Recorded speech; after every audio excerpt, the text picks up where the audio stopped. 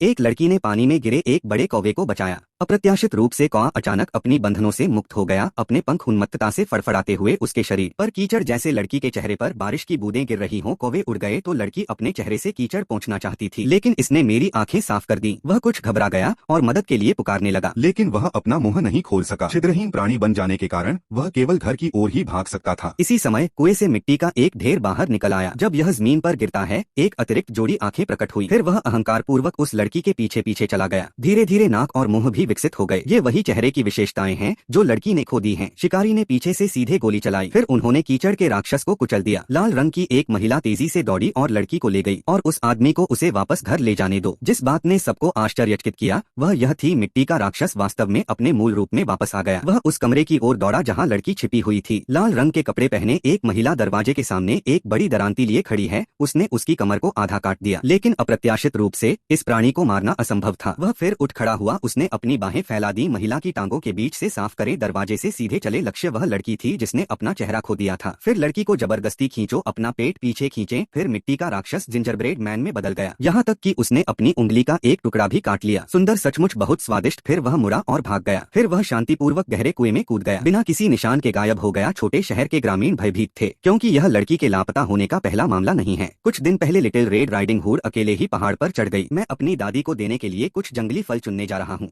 लेकिन गलती से मेरी उंगली खरोंच गई। जैसे ही वह अपने गीले घाव को चाट रही थी, अचानक मुझे अपने पीछे कुछ महसूस हुआ। वह कुछ असहज थी। जल्दी से यहाँ से जा।